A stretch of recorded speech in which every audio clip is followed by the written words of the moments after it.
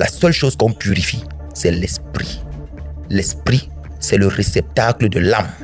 L'esprit, c'est le réceptacle de l'âme. Et une fois que cette âme-là sent que l'esprit a atteint l'impureté, qu'est-ce que cette âme, qui est une conscience collective à un niveau très élevé, qui dépasse notre niveau, on appelle ça dans la Kabbale le Zira Ilaha, c'est-à-dire un niveau de conscience, de pensée élevé, il va se détacher de la corporalité que nous avons et il ira ailleurs et il nous laissera. Vous comprenez ce que je dis? Pourquoi donc je dis l'amour est une ultime purification? Avant de revenir expliquer les deux cas d'esprit que je vous ai donné tout à l'heure, je vous ai expliqué les deux formes d'esprit, c'est-à-dire l'esprit vital et j'ai parlé de l'esprit vital. Alors, il y a, lorsqu'on parle de la mort, lorsqu'on quitte ce monde et qu'on a connu la mort, ce n'est pas en réalité pour aller jouer du baby-foot. Lorsqu'on parle d'ultime purification, dans le vécu d'un homme, un homme ne peut pas être pur à 100%. Ça n'existe pas. Aucune religion, aucun système spirituel, aucune tradition ne peut garantir à l'homme une pureté totale de 100%. Parce que si l'homme doit atteindre une pureté totale de 100%, l'homme doit connaître la mort totale. Il n'y a que la mort qui te fait passer à une purification totale. Et il y a la typologie de mort. C'est-à-dire que quand quelqu'un est mort, on appelle ça l'ultime purification. Parce que tu perds le poids de ton corps pour passer à un plan plus subtil après le monde-ci, qui a d'autres règles qui n'ont rien à voir avec nos règles. Que ce soit les mondes parallèles, que ce soit les univers transversales, que ce soit tous ces mondes-là, c'est lorsqu'on quitte la dimension de la mort. C'est pour aller vers quelque chose qui est excellent. Et notre manière de vivre ici détermine où est-ce qu'on va. Et ce plan-là, lorsqu'on traverse, on reçoit une conversion qui est tout autre, qui peut nous faire revenir sous une époque. Ça vous a dit quelque chose. Les gens disent que nous sommes au 21e siècle, n'est-ce pas? Mais je tiens à vous rappeler qu'il y a des gens qui vivent dans ce siècle avec nous, qui sont cette génération en avance dans la même temporalité. C'est toi qui sais comment tu fais tes décomptes. Mais sache qu'il y a des gens qui sont dans le futur, mais dans le même temps que toi, mais qui ont une intelligence plus avancée que toi. C'est pour ça que j'ai dit aux gens que les vidéos que je fais, c'est pas pour les gens de maintenant. Les vidéos que je suis en train de faire, les enseignements que je fais, c'est pour les gens qui vont arriver, la génération d'après. C'est pas pour cette génération. Cette génération-ci dans laquelle nous sommes ne comprend rien du tout. Cette génération dans laquelle nous sommes critique tout. Cette génération dans laquelle nous sommes voit que tout c'est une calamité, que tout c'est une exagération, tout c'est donc c'est trop, c'est exagéré. Mais attendons une génération, les gens vont supplier pour pouvoir entendre ceci. Parce que c'est ça justement quelqu'un qui a envoyé des ancêtres. Il dit toujours des choses où les gens ne se retrouvent pas. Mais qui après un certain nombre d'années, pour ceux qui ont de l'avance, ils comprennent mes vidéos, ils comprennent la complexité et la profondeur. Mais ceux qui ne l'ont pas estiment que c'est un discours qui est très très dur à entendre, alors que c'est une réalité qu'ils doivent connaître. Et peut-être à ce niveau aussi, c'est l'occasion de préciser, papa, pour ceux qui ont l'habitude de dire il a vendu son âme au diable, son âme a embrigadé comme dans une bouteille, de clarifier tout de suite le débat et de dire que c'est plutôt l'esprit qui est susceptible d'être embrigadé de cette manière-là et pas l'âme. Alors, je vais essayer de faire une tentative de définition de c'est quoi l'âme. Je vous prendrai un exemple simple. Il y a des terminologies que quand j'entends, ça m'énerve. Je vous ai dit tout à l'heure que l'homme est composé de 3 éléments. Sinon, je dirais même 2. Mais je vais dire 3. Il y a le corps, qu'on appelle le véhicule, parce qu'il n'a aucune intelligence. Sinon, sa sécrétion de déneutrons, ou encore même son adrénaline. Ça, c'est la première chose. C'est-à-dire qu'il n'y a aucune autre forme d'intelligence plus subtile qui dépasse ces 2 degrés. C'est le corps et c'est le corps. Après cela, nous avons ce qu'on appelle l'esprit. L'esprit est divisé en 2. Nous avons l'esprit intellectuel et nous avons l'esprit vital. Qu'est-ce qu'on appelle l'esprit vital? L'esprit vital, c'est ce que vous appelez Mathilde, le sang. Parce que même ceux qui nous écoutent, qui soient des initiés traditionnels qui peut-être ont besoin d'apprendre, doivent savoir que ce qu'on appelle le sang, c'est l'esprit. C'est pour ça que on ne joue pas avec le sang. Parce que dans ce qu'on appelle l'esprit, il y a 2 dispensations. La première dispensation à volet de 50% est appelée l'esprit vital, qui est le sang, et l'autre c'est l'esprit intellectuel. Qu'est-ce que j'appelle donc l'esprit intellectuel? L'esprit intellectuel, c'est lorsque tu arrives dans une famille, tu te rends compte que tous ont des attraits à la médecine et que tous ont tendance à devenir des médecins. L'esprit de cette famille-là est un esprit intellectuel, c'est-à-dire quoi? On remarque que cet esprit se répète à chaque fois dans la famille. Ce qui ne s'exprime pas le plus, c'est l'esprit vital. L'esprit vital qui est appelé ici le sang, ou encore le côté éthérique ou le côté de la chair. Ça encore, je sais que ça sera compliqué pour eux de comprendre, mais je vais avancer. Après cela, nous avons ce qu'on appelle l'âme. Maintenant, comme j'enseigne toujours, je suis un pédagogue, je vais essayer de vous faire un exemple d'un jeu entre l'esprit et l'âme. Et en image, bien sûr. Dans notre tradition, nous avons ce qu'on appelle les lampes tempêtes, les anciennes lampes là, à mèche. où on mettait du pétrole à l'intérieur et on allumait la mèche. On se rendait compte qu'il y avait ces différents éléments. Nous avons ce qu'on appelle la mèche, nous avons ce qu'on appelle le vase, c'est-à-dire le verre, et nous avons ce qu'on appelle la flamme sur la mèche. Alors, tu considéreras avec moi, ici, pour que ce soit facile, considère la flamme comme étant l'âme. La source qui l'alimente t'intéresse le moins. Parce que ça peut être une citerne, c'est le contenant qui peut être petit, mais le contenu en lui-même peut être très vaste. Si le contenant, c'est une mer, sur cette flamme-là, elle va brûler indéfiniment. Alors, laisse le côté du réservoir de la lampe tempête, mais prends les deux éléments que je viens de citer. Premier élément, le verre. Deuxième, la flamme. La flamme, c'est l'âme. Mais dites-moi, mademoiselle Marie-Labaté, lorsque vous êtes dans une maison, celle dans laquelle nous avons grandi, où le délestage fait partie de notre vie, où tu n'as finalement plus de vie que de délestage, tu t'habitueras à cet exercice qui va devenir comme une partie de toi. Même lorsque tu iras en Europe, il arrivera des fois que dans tes moments sombres, ou calme, tu te rappelles de ce moment où tu allumais la lampe. Maintenant, tu es dans une opulence où tu as tout ce qui est du modernisme. Tu vas quand même te rappeler de ces moments précieux de ta vie où on t'envoyait allumer une lampe et tu la tenais comme ça pour venir poser sur un boisson et non la mettre en bas d'une table. Ces moments-là sont très cruciaux. C'est important pour nous de nous rappeler ces jolis moments-là parce que justement, le système du verre de la lampe et la flamme, c'est le système qui se joue entre notre esprit et notre âme. La flamme étant l'âme, mais le verre étant l'esprit. Laissez-moi aller plus en profondeur dans cette affaire pour expliquer comment l'esprit est conçu. Vous convenez avec moi tout à l'heure, je vous ai dit que dans la catégorie de l'esprit, nous avons deux dispensations. Celle de dire que nous avons l'esprit intellectuel et nous avons ce qu'on appelle l'esprit vital. Tous les cercles ésotériques d'un certain niveau qui ont essayé de se pencher sur la question n'iront pas plus loin que ça, sinon de comprendre la chose est simplement comme ça que l'homme est composé d'esprit. Mais lorsqu'on est dans la pratique et qu'on se connecte aux ancêtres qui nous donnent des outils, on a la capacité de l'expliquer avec les mots du dialogue français pour que les gens comprennent. Mais sinon, c'est beaucoup de travail qu'il faut pour expliquer ces choses de cette façon-ci. Parce que derrière, c'est pas des mots, c'est des visuels que tu vois et que tu ne peux pas forcément exprimer avec les mots. C'est pour ça qu'à chaque fois, je demande aux ancêtres s'ils me donnent la capacité de parler de ce dont je vais parler. Et quand ils me disent, on te donne la capacité, je parle. Alors, comment est constitué l'esprit? Ou comment est fabriqué l'esprit? Dans une relation intime, vous devez le savoir aujourd'hui. Je donne une réponse claire, même à certains parents. Et je peux vous rassurer sur ce plateau qu'à partir de maintenant, ne parlez plus de l'âme. Parce que vous ne savez pas ce que c'est. Il y a 3 personnes qui participent pour pouvoir faire un homme. Aux 3 forces. Les 3 forces qui participent pour faire un homme, nous avons ce qu'on appelle un père, une mère, et la dernière des énergies est ce que nous appelons l'ancêtre le plus élevé, Ilolombe. L'ancêtre le plus élevé, le veilleur, le sommeilleur consciencieux, c'est-à-dire que lui il dort, mais il voit tout parce qu'il est silencieux. On parle de son sommeil parce qu'il ne s'agite pas. Vous savez, vous avez comme un vieux marche, les enfants courent, mais lui connaît le chemin. Les gens s'agitent, mais lui il est calme. Le père et la mère vont ensemble pour faire un enfant. Le père, il donne ce qu'il a donné, la mère donne ce qu'elle a donné. Le père, il donne ce qui est blanc, à bas, la mère, elle donne ce qui est rouge qui finit par la coagulation. Les 2 couleurs s'entremêlent. Les 2 couleurs finissent par former ce qu'on appelle un enfant. Cet enfant, il est né. On appelle ça la fabrication du corps. C'est pour ça que lorsque quelqu'un décède, comme quand il va arriver tout à l'heure, on remet simplement le corps à ses parents. Parce que c'est ce qu'ils ont fabriqué. Le corps là ne va nulle part.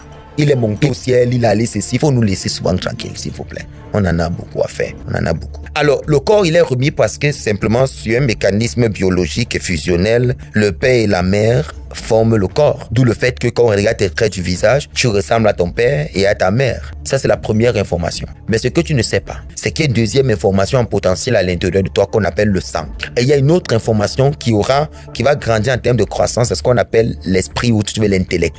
Bien écouter. Maintenant, le vécu spirituel du père et de la mère, ce sont ces 2 forces, c'est-à-dire le vécu spirituel du père et de la mère, c'est le père et la mère, ce sont ces 2 forces qui créent ce qu'on appelle l'esprit. Alors j'explique très clairement. L'esprit, c'est l'union des spiritualités de mon père et de ma mère. Quand mon père et ma mère se mettent ensemble pour me faire, je suis entièrement constitué de toutes les facultés qui ne sortent pas en dehors du cadre familial. Mon père et ma mère m'ont fait. Donc si un jour, je suis victime de sorcellerie dans ma vie, remplacez le mot vie par esprit. Si je suis victime de sorcellerie dans mon esprit, c'est parce que la sorcellerie est passée par mon père et ma mère, ou sinon mon père et ma mère sont les auteurs. Parce que quelle personne ne peut arriver décider de toi alors que tu étais fabriqué par 2 êtres et tu es spirituellement constitué par eux. C'est pour ça que nous, dans la mystique, on évite de donner certaines informations à certains enfants de peur de créer la haine entre les enfants et les parents. Mais lorsqu'on a une certaine maturité, on les fera comprendre, tout comme ceux qui ont des enfants, que tout ce que tu fais de sale sur cette terre, en tant que parent,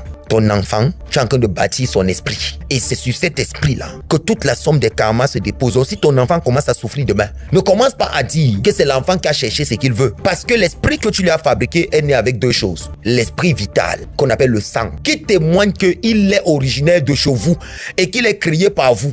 Et l'esprit intellectuel, qui est l'éducation que vous lui donnez. C'est-à-dire quoi? Si vous êtes des francs-maçons, vous allez apprendre des rituels maçonniques. Donc ça développe son intellect. Vous allez dire, on ne parle pas aux voisins, on ne parle pas à tel, on ne mange pas ça, on ne touche pas ça. Tout ce que vous êtes à cet enfant, c'est ce qu'on appelle la constitution spirituelle au niveau de l'esprit. Vous êtes en train de fabriquer cet enfant sur le plan mystique. Vous êtes en train de créer son intellect spirituel. En lui donnant des interdits, une façon de vivre, un dialecte, un langage, comment il doit parler, comment on dit telle chose, tout ce que vous lui apprenez en termes de dialecte, en termes de langage, en termes de repas, en termes d'attitude, en termes de rituel, tout cela crée donc ce qu'on appelle l'esprit intellectuel. Maintenant, toutes les facultés mystiques de toutes les habiletés que vous avez nourries dans l'esprit intellectuel, c'est-à-dire, je suis franc-maçon, j'apprendrai à mon fils de vivre comme un franc-maçon, mais à quel moment est-ce que mon fils arrive à voir ce que les francs-maçons voient dans l'occulte?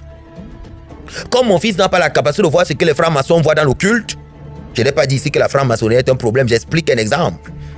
Les gens prennent ce qu'ils veulent, je ne suis pas là pour vanter quoi que ce soit. Ce que je dois voir dans l'occulte va se retrouver dans le sang de mon enfant, comme mon prolongement. Dans toute action que je fais, je ne suis pas vu moi sur le plan mystique. On ne me verra pas moi seul. On doit aussi voir mon enfant. Parce que mon enfant se mêle à moi. Mais lorsqu'on se rapproche davantage, par exemple, du pigeon, on se rend compte qu'il a des oreilles. Ça veut dire quoi? Tant que tu vois le pigeon, tu ne sais pas qu'il a les oreilles jusqu'à ce que tu te rapproches. Donc quand tu vas te rapprocher, tu sauras donc que c'est deux personnes. Le père et le fils. Mais étant loin, tu vas voir que c'est la même personne. Donc si Gwet a fait, Gwet doit payer. Donc tout le monde qui a le sang de Gwet doit payer.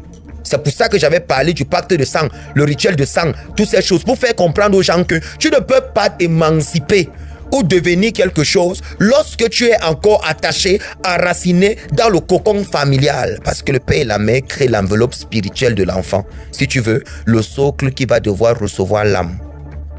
Est-ce que jusqu'ici vous avez compris c'est quoi l'esprit? Parce que tout ce que les gens vous racontent dehors, je dis c'est des balivernes.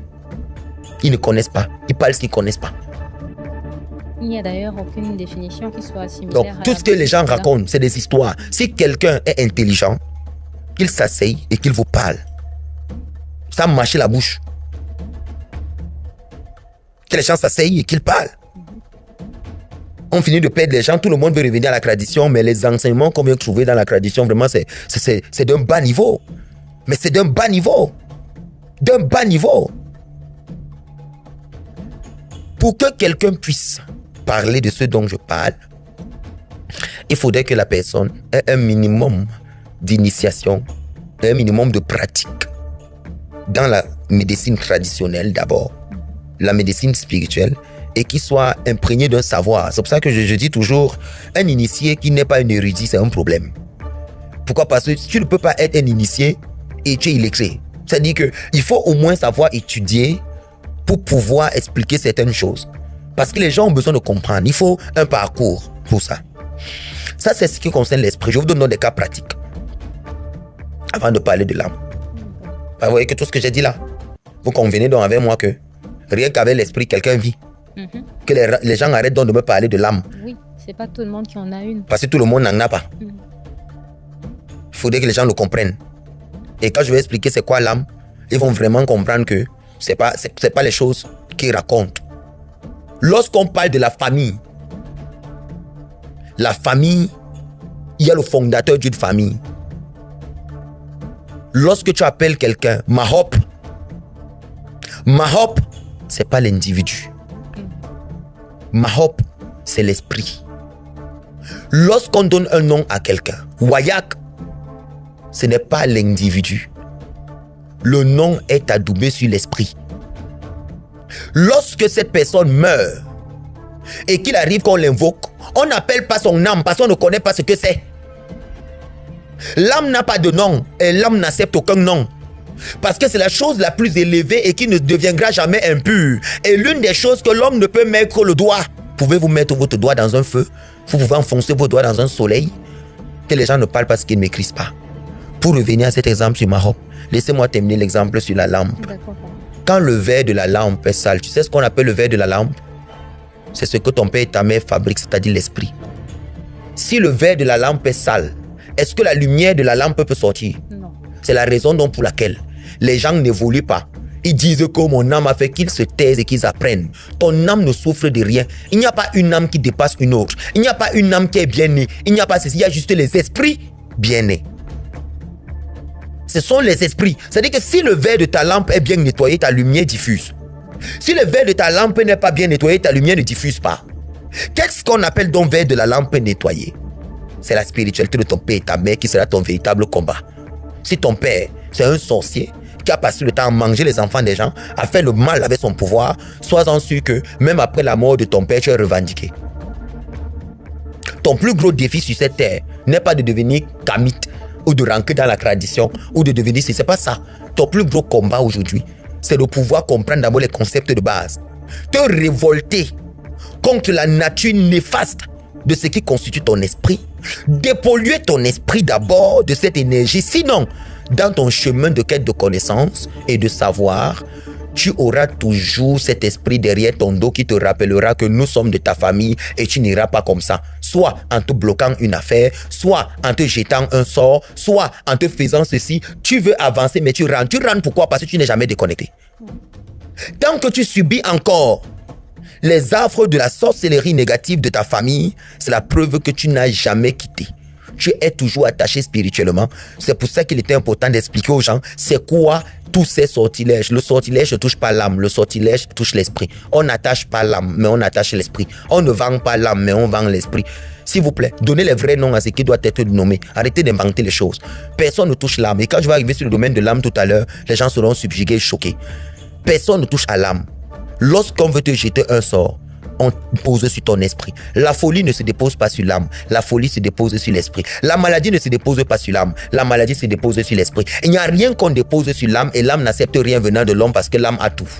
C'est l'âme qui est la chose la plus profonde à l'intérieur de nous que nous, négro-africains, nous pouvons considérer comme la lumière véritable, ce qui est de plus sacré en nous, que les gens appellent vulgairement Dieu. Nous ne croyons pas à quelque chose qui vit dans le ciel et vers laquelle nous devons prêter allégeance. Nous pensons qu'à l'intérieur de nous, nous avons ce qu'on appelle le véritable Ilolombi. Ilolombi, c'est donc l'âme primordiale. Cette âme primordiale-là, c'est ce que nous évoquons tous les jours. Et elle n'habitera donc pas dans tout un chacun parce qu'elle a besoin que le verre soit propre. Si le verre n'est pas propre, ça n'entre pas. Ce que je viens de dire, j'ai envie de le répéter. Ton problème, tout le mal que tu fais aux gens dehors, toi qui m'écoutes, tous les échecs que tu as dehors, tous les blocages que tu as dehors, ce n'est pas quelqu'un qui t'a fait. Ce sont des conséquences de ce qui n'est pas coupé au départ. Tu es attaché au cocon familial, le sang, par l'esprit vital et l'esprit intellectuel. Si tu ne te détaches sur le plan intellectuel en disant moi je ne vais pas faire ce qu'ils font, je ne vais pas penser comme eux, je serai différent. L'une des choses qui sera le plus combattue une fois que tu vas prendre la décision de libérer l'esprit intellectuel, ça sera l'esprit vital, le sang. Ils vont t'attaquer, ils vont te faire des choses, ils vont te... Tout ce que tu peux imaginer parce que tu ne veux pas penser comme eux. Tu ne veux pas salir quelqu'un dans un village que toi tu vois qu'il n'a rien fait. Tu ne veux pas t'aligner dans le mal. Tu ne veux pas faire... C'est ce qu'on appelle libérer son esprit intellectuel. Une fois que tu vas décider de libérer ton esprit intellectuel, ils vont te rappeler que nous sommes liés par le sang. D'où mon enseignement du code du sang. Je sais que tous mes enseignements sont liés. Pour faire comprendre aux gens que c'est ta famille qui livre le code de ton sang et on te fait du mal. Ce n'est pas quelqu'un d'autre. C'est les gardiens de chez toi qui livrent ton code du sang parce que tu les appartiens. Tu les appartiens. C'est pour ça qu'on change le code du sang pour pouvoir être détaché et pouvoir continuer sa croissance. Regardez tous ceux qui reviennent à la tradition. Ils ne comprennent pas. Ils sont pauvres, ils ont faim et tout. C'est difficile. Mais tu penses que tu es allé où? Est-ce que tu t'es détaché à ces trois niveaux? L'esprit intellectuel, l'esprit vital, oui, et un déplacement physique. Si quelqu'un ne l'a pas encore fait, il ne sera jamais libre. Quand les démons du sang ou les esprits du sang vont te contrôler, partout où tu vas aller, tu vas gâter. Tu vas aller en mariage, tu vas gâter. Tu auras le boulot, ça va se gâter. Quelque chose va arriver, ça va se gâter parce que les gens là te suivent partout. Je donne donc des exemples. Lorsqu'un enfant vient au monde, on lui donne un nom. Donner un nom à un enfant ne veut pas dire qu'il a une âme. L'âme n'entre pas comme ça dans le corps de quelqu'un. C'est pas possible. Nous recevons ce qu'on appelle des portions d'âme. Et des fois, par abus de langage, les gens s'amusent à dire j'ai une âme, mon âme. On a dit à Job, ne touche pas à son âme. On a dit, tu as l'âme. Laisse-on arrive. Tu vis comme tu vis. Laisse-on arrive.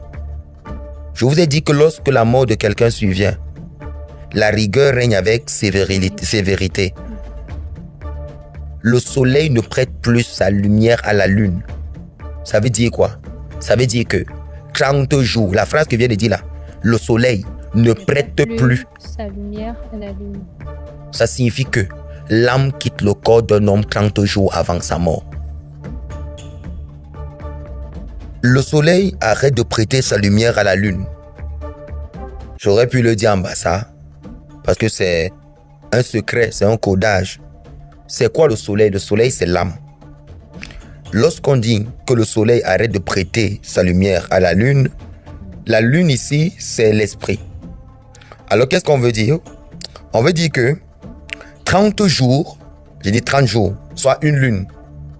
Quand on dit le soleil arrête de prêter sa lumière à la lune, c'est de dire que l'espace entre une pleine lune et une pleine lune est de 28 ou 29,5 jours.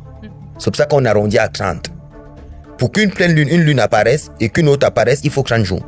Donc quand on dit que le soleil arrête de prêter sa lumière à la lune, il ne faut pas voir le mot lune comme lune, mais plutôt en termes de jours. Ce qu'on appelle le cycle menstruel de la femme. Alors ça veut dire quoi? Le soleil disparaît et quitte le corps. C'est-à-dire l'âme quitte le corps d'un homme 30 jours avant sa mort. C'est-à-dire qu'une lune avant la mort d'un individu, l'âme quitte son corps. Vous voyez comment je suis en train d'aller, mademoiselle Mariela Baté? Oui, papa. Il ne faut pas que les gens pensent. J'entends les histoires, je ne sais pas ce que les gens y racontent. Lorsque quelqu'un perd son âme ou lorsque l'âme quitte le corps, la personne continue à fonctionner comme tout le monde. Elle va enseigner, elle va au boulot, elle démarre sa voiture, elle donne les nominations, elle fait l'amour, elle fait tout ce que vous imaginez, elle prépare, elle mange. Parce que ce n'est pas à ce niveau-là qu'on vérifie l'absence de l'âme. Maintenant, l'initié regarde donc dans le plan subtil et quand cet individu entre, on sait automatiquement que l'âme n'est plus et que la personne va mourir. Pourquoi? Parce que son image dans le monde astral est en train de disparaître, ou ce qu'on appelle son ombre. Son ombre diminue. Et son ombre diminue avant 30 jours avant sa mort. Donc sur le plan mystique, son empreinte n'y est plus. Donc tous les jours, on peut compter que son empreinte n'y est plus. Jusqu'à ce qu'on arrive à 2 jours et qu'on dise à la personne, tu n'es plus. Mais à 2 jours, cette personne peut continuer à sauter, à voler, à aller jouer au ballon, à faire tout ce que vous imaginez. Être même avec vous un soir en train de boire. Vous finissez de boire, la personne va se coucher, elle ne se lève plus. Vous avez maintenant compris? Oui. Donc 30 jours avant la mort de quelqu'un, l'âme quitte son corps. Qu'est-ce qui fait cette assertion? J'ai décidé aujourd'hui d'expliquer certaines choses pour éclairer tous mes frères kamites, tous ceux qui veulent rentrer à la tradition. Parce que moi, je ne me revendique pas kamite. Hein. Moi, je me revendique comme un serviteur de mes ancêtres. Je ne veux pas être affilié à un quelconque mouvement. Je ne veux pas m'embrigader dans une forme de savoir qui va m'imposer de dire au tep, triple au tep en longueur de journée. Moi, je n'ai pas ce temps-là. Bien sûr qu'ils peuvent s'appeler comme ça. Moi, ce qui m'intéresse, c'est d'orienter les gens. La mort survient pour nous faire passer à un autre plan. Oui. 30 jours avant que quelqu'un ne meure. Vous imaginez 30 jours, c'est un mois. Vous pouvez vivre avec quelqu'un. L'âme a quitté son corps. Cette personne est déjà morte. Si l'âme a quitté le corps de quelqu'un, et que la personne continue à vivre, continue à marcher, continue à courir avec vous. Parce que tous ceux qui meurent ne meurent pas parce qu'ils sont malades. Oui. Tous ceux qui meurent ne meurent pas parce qu'ils sont malades. Il y a des gens qui ne sont même pas malades. Ils s'assoient comme ça, là, un petit sommeil et il est parti. Par exemple, les gens qui font les AVC. À peine il s'est couché, il s'est assis sur la chaise, il est parti. Mais comment il est parti? Un initié aurait averti ça 30 jours avant et dit que tu vas mourir. Un initié lui aurait dit, tu vas mourir dans 30 jours. Mais comme c'est arrivé sur la chaise, les gens qui ne sont pas initiés parlent ce qu'ils ne connaissent pas. Et je suis fatigué de tous ces enfants qu'on paie sur Internet avec des faux concepts. Je suis fatigué de ça. Et c'est les soi-disant maîtres spirituels et tous les enfants qui se lèvent sur Internet et qui racontent n'importe quoi. Alors l'âme sort du corps de l'homme. Cet homme continue à vivre. Ce qui suppose par opposition, même pas par opposition, parce que c'est un parallélisme aussi, à la naissance d'un individu, il ne bénéficie pas de l'âme. Vu que je viens de vous dire que quand je vois la mort de quelqu'un, l'âme quitte, mais la personne peut continuer à faire sa vie normalement et ne se rend même pas compte que l'âme est quittée. Oui. Parce que ça ne t'avertit pas. Je dis ça ne t'avertit pas. Ce n'est que l'initié. Quand il te voit, il te dit, quand les gens parlent d'esprit de mort, on n'est pas chrétien ici. C'est l'initié qui te dit que comme tu as la coroyon nyori, ça dit que comme tu es là, ton enveloppe est en train de quitter. Mais toi, tu es bien portant. Tu ne sentiras aucune douleur dans ton corps. Tu ne sentiras aucun mal dans ton corps. Tu ne sentiras rien. Les gens qui prennent le bus, ils font l'accident, ils meurent. Dis-moi aussi que ces gens-là, comment ils ont fait? 30 jours avant la mort, là, l'âme est quittée. Une lune avant. Et lorsque l'initié signale cela, il peut ramener cela. Et des fois, quand ça quitte, de cette façon, comme c'est quitté pour partir, parce que j'entends les gens dire, oh, paix à son âme. L'âme ne se repose pas. Il faut un peu arrêter avec ces concepts-là. Ça n'a même pas de sens. Paix à son âme veut dire quoi? Qu'est-ce qui signifie paix à son âme? C'est-à-dire qu'on vous apporte des notions chrétiennes et vous les écrivez dans vos histoires inutiles qui ne nous servent à rien, les programmes des obsèques et tout, paix à son âme. Que vous appelez paix à son âme? L'âme, paix à son âme, on dit Eloi Nishmato, c'est l'élévation de l'âme. Paix à son âme comment? On parle d'élévation de l'âme. Parce que l'âme doit tout le temps grandir et atteindre une nouvelle dimension. Mais les gens parlent de quoi? Allons dans les concepts. On va aller doucement. Quelqu'un est né, on lui a donné un nom. Il a vécu pendant 40 ans. Je vous pose la question, madame Maguel Abaté, son âme, son esprit à quel âge? 40 ans? 40 ans toujours. Vu que on a dit que l'esprit est divisé en deux, l'esprit intellectuel et l'esprit vital. Donc son esprit là, qui lui fait parler, qui lui fait rire, qui lui fait faire tout ce qu'il veut, il s'énerve, il saute, il pisse, il fait ceci, son esprit est tout dans son corps. A dit que lui, il a l'impression d'être normal, il lit un livre, il répète ça aux gens, et il enseigne de l'autre côté. Il est sûr que lui, sa vie est pisse, il ne sait pas qu'en réalité, tu peux vivre toute ta vie avec l'esprit sans avoir l'âme. Tu peux vivre toute ta vie sans avoir l'âme. Vu que si l'âme est capable de sortir du corps de l'homme sans demander la permission à l'homme, c'est-à-dire que l'âme est capable d'entrer sans demander à l'homme que je suis entré, et ressortir même, sans même dire à l'homme que je suis ressorti. Oh oui. Maintenant, c'est quoi l'âme? C'est ce que les gens doivent comprendre. Les gens, ils parlent. J'entends les gens parler. Il n'y a aucun marabout sur cette terre qui peut retenir l'âme de quelqu'un. Il faut arrêter ça. Parce que ça n'appartient à aucun homme. Aucun. On va purifier ton âme. On purifie quelle âme? Qu'est-ce qu'on purifie? La dimension de l'homme s'arrête à l'esprit. L'une des choses qui ne nous a pas été révélée, c'est la constitution complète de l'âme. Nous ne l'avons pas. Que les gens arrêtent. Il n'y a aucun mystique. Je les mets tous au défi. Qui prennent l'âme, ils me montrent ça comme ça. J'ai guéri plus de 50 fous. J'ai étudié le cas des fous.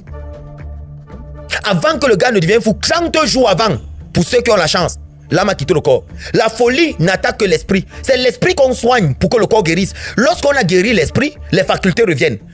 Toutes les maladies mystiques qu'on lance, on les lance sur l'esprit. C'est sur l'esprit qu'on fait la purification pour que la guérison soit. Cette personne dont maintenant grandit, elle vieillit et elle meurt. On organise les obsèques.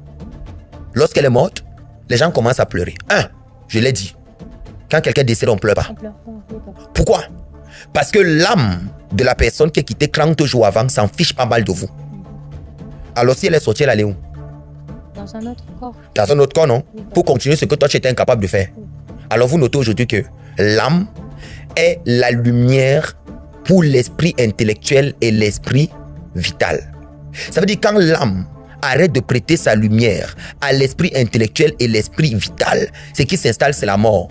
Est-ce que vous avez connu dans votre vie des grands intellectuels mais qui sont morts d'une façon brusque? Oui, papa. Mais elle était intellectuelle, non? Le jour où l'âme arrête de prêter sa lumière à ton intelligence, ça ne veut pas dire que tu n'es plus intelligent. Tu continues à parler devant les gens, on sent quelqu'un d'intelligent. Mais la mort est là. Tu continues à faire tout ce que tu veux, à gronder, à parler comme tu veux, mais la mort est là. Alors lorsque cet individu meurt et décède, ce qui se passe c'est que, avant de mourir, 30 jours déjà avant, l'âme, pour les plus chanceux, l'âme est partie. C'est pour ça qu'il dit à quelqu'un, on n'attrape pas l'âme. On n'attrape pas l'âme. Par exemple, quand vous êtes comme ça, et vous voyez du mal qu'on est en train de faire à quelqu'un, et vous vous levez brusquement pour aller sauver la personne, faire le bien. Vous savez ce que vous venez de recevoir? Une portion de notre âme. Il y a une âme, pas de votre âme, elle ne vous appartient pas. C'est pas abus de langage que vous le dites. Il existe une seule âme dans tout le monde entier qui repartit ses lumières dans le corps. Il n'y a personne qui a la propriété d'une âme. D'accord. Une portion de l'âme alors. C'est ça, la conscience que tu as de pouvoir sauver quelqu'un. C'est une lumière de l'âme, c'est ce qu'on appelle Ilolombi. Tu viens de sauver la personne. Alors tu as une vie salutaire. Tu viens d'aider quelqu'un. Mais regardez, au moment où tu décides de faire le mal, on ne va pas dans la sorcellerie avec l'âme. Vous savez l'esprit. On ne fait pas de voyage astral avec l'âme. Vous savez l'esprit. On ne se dédouble pas de son corps avec l'âme. Vous savez l'esprit. Qu'ils viennent s'asseoir et qu'ils apprennent. Les choses sont plus claires maintenant, papa. C'est ton esprit, la manière que tu l'as éduqué. Il parle d'âme, ils n'ont aucune âme. Ils ne savent pas de quoi il parle. L'âme a quoi à voir avec tes histoires de sciences politiques que tu allais faire et tout là. Ça a quoi? L'âme a un but clair. Que toute l'humanité parvienne à la vérité. Tant que la quête de la vérité n'est pas ce qui nous réunit, l'âme n'a pas d'importance de rester au milieu de vous. Vous comprenez ce que j'ai dit? Oui, je répète ce que j'ai dit. La fonction de l'âme est que toute créature qui existe reconnaisse la vibration uniforme qui les unit et que tous les êtres humains qui sont sur la terre puissent reconnaître enfin la vérité. Maintenant, cette quête permanente de la vérité réelle et non des intérêts égoïstes de l'homme, parce que les intérêts égoïstes de l'homme chassent l'âme. Les gens qui font du business pour eux-mêmes. Les gens savent ce qu'on appelle mourir pour l'humanité. Que les gens viennent courir les risques comme moi pour enseigner ça. Non, il faut dire aux gens la vérité qui viennent courir pour voir si entre nous deux, qui a une âme, si moi j'ai l'âme ou bien eux ils ont l'âme. Qui est dans la mission de sauver? Je suis d'accord, je vous le concède, nous avons tous des esprits. Mais qui a reçu une portion d'âme? Celui qui a reçu une portion d'âme peut faire le job. Alors qu'il se présente. Peut ne pas avoir peur. Oui. Peut être l'emporole. Comprenez maintenant? Peut être l'emporole, le libérateur. Parce que ce qu'il vient dire, il n'a pas froid aux yeux, il le dit. Comprenez maintenant? Lorsque quelqu'un est à cette dimension-là, de dire les choses telles qu'il dit, pas de se cacher, de raconter de balivernes, cette personne n'est pas seulement animée d'un esprit fort. En ce moment, on dit donc que le soleil a prêté sa lumière à la lune. Vous avez compris maintenant? C'est-à-dire, l'âme a prêté la lumière à l'esprit intellectuel et l'esprit vital. Et en ce moment, donc, ton intellect et ta vitalité, je dis bien intellect et ta vitalité, vitalité, santé, vital, santé, en espagnol, vitali, santé, ton intellect et ta vitalité, c'est-à-dire, la maladie ne peut pas vivre en toi, les douleurs ne peuvent pas vivre en toi, les choses guérissent de façon rapide, les choses vont vite parce que il y a la vitalité dans ton sang, tu vis et tu es intelligent. On dit donc, on a prêté, ça dit quoi? L'âme a prêté sa lumière à ton esprit intellectuel, esprit vital. C'est pour ça que ce que tu dis maintenant a de l'impact. Le jour où tu arrêtes de le faire, c'est ce jour-là que l'âme te quitte. Pas pour que 30 jours après tu meurs. Ça peut te quitter même des années avant. Tu continues à vivre. Tu continues à t'embrouiller. Tu continues à croire que tu es la plus intelligente, le plus intelligent. Le jour où tu reprends la conscience que non, je vais recommencer, ça devient voir. Est-ce que le verre de la lampe a été lavé? Qui comprend maintenant? Est-ce que le verre de la lampe tempête a été lavé? Est-ce que la personne est dans les conditions pour que moi je vive? Et tout. Un jour, je suis en train d'enseigner à des médecins chez moi, à l'université catholique. Ils sont venus chez moi tard. Des médecins du CUS. Ils arrivent. Et on parlait des phénomènes paranormaux et parapsychiques et tout. Et puis je leur fais comprendre que la peur, c'est l'absence de l'âme. Et puis, ces docteurs qui sont là, ils sont choqués. Je dis, mais, le père, tu parles de quoi? J'ai écouté. Chaque fois que quelqu'un a peur, l'âme sort de son corps. Parce que c'est une capacité que l'âme, c'est une faculté que l'âme n'a pas. C'est pour ça que chaque problème que vous avez réglé, ça vite. Ne laissez pas quelqu'un vous mettre dans la peur. Parce que si vous vivez dans la peur, l'âme n'est plus en vous.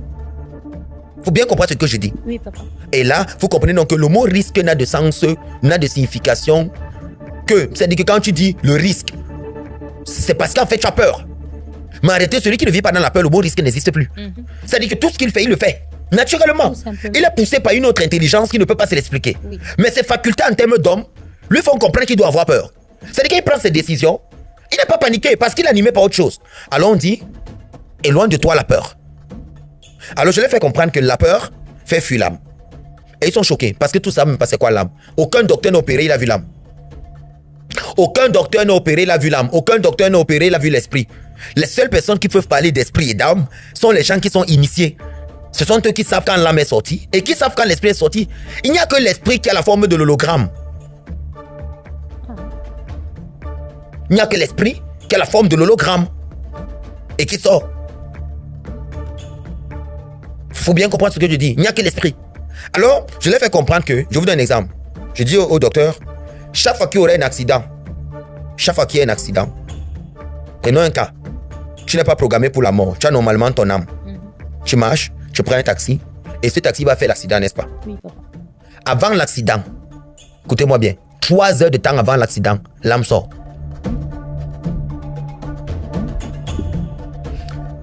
La panique qui t'anime après, c'est l'esprit. Tu comprends que même en cas de maladie, même en cas d'accident, l'âme refuse d'être souillée. Et c'est ça que des gens se lèvent sur TikTok pour parler des choses qui ne maîtrisent pas. Personne ne peut consulter et voir l'âme de quelqu'un. Personne ne peut consulter et connaître la mission de vie de quelqu'un. Qui comprend ce qu'il dit? Oui. À moins que les ancêtres Ilolombi de la famille te révèlent qui est cette personne. Celui qui te dit que quand tu viens t'asseoir, je peux te dire qu'est-ce que tu es venu faire sur terre. Dis-lui que ton niveau... Parle-moi d'abord de la connaissance que tu as avant de me dire les choses que tu ne maîtrises pas. Parce que me dire que tu peux me dire ce que tu es venu faire ici sur terre, que tu peux me dire, il faudrait que tu aies une grâce exceptionnelle d'être en connaissance. Donc, il faut d'abord être bien calé dans ta connaissance, dans tes canaux, de peur que tu n'ailles entrer sur un chemin que tu ne connais pas. Ce n'est pas tout le monde qui fait la consultation. Pour faire la consultation, tu ne sais pas ce que tu as dit là. Tu es perdu.